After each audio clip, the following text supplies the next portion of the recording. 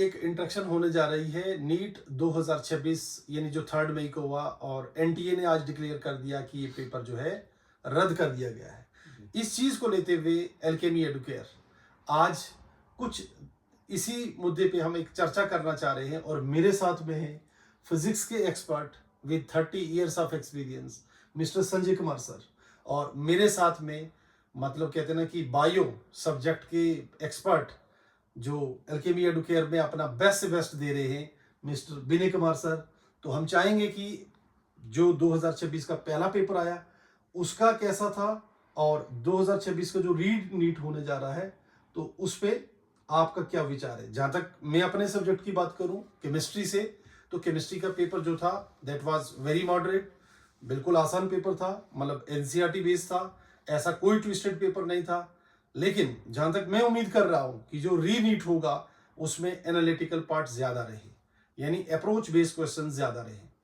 और फिजिक्स को लेकर कुमार सर प्लीज। फिजिक्स में भी ऐसा ट्रेंड देखा गया कि जितनी बार री एग्ज़ाम हुए हैं तो फिजिक्स में थोड़ा सा क्वेश्चन को ट्विस्ट किया, लेकिन बच्चों को उससे घबराने की कोई ज़रूरत नहीं है, क्योंकि ये कंपटीशन है, ये बोर्ड एग्ज़ाम तो है नहीं, तो ये कंपटीशन है।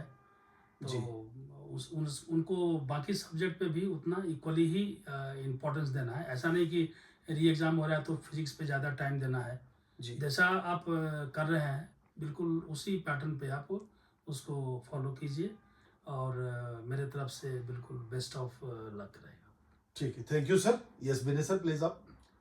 सो सर जैसे एक्चुअली में 3 मई को जो ये एग्ज़ाम कंडक्ट कराया एनटीए ने नीट का, तो अगर मैं बायोलॉजी की बात करूं तो जो पेपर था बायोलॉजी का वो मॉडरेट लेवल का था। हम इजी भी नहीं बता सकते, टफ नहीं, बट मॉडरेट लेवल था।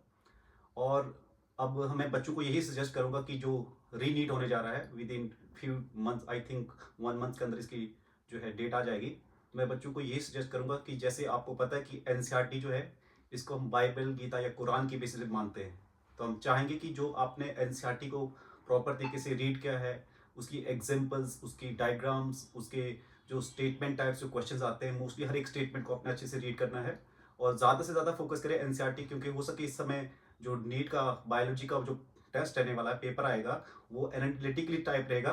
तो हम चाहेंगे कि आप प्रॉपर तरीके से बायो को एनसीईआरटी बेस्ड ज़्यादा करके एनसीईआरटी पे फोकस करें, क्योंकि मैक्सिमम अगर पीछे वाले क्वेश्चन के ट्रेंड्स को देखें तो सेम एनसीईआरटी बेस्ड ही क्वेश्चन पूछे जाते हैं। सो आई होप हर एक बच्चा अच्छा करेगा। So wish you all the best.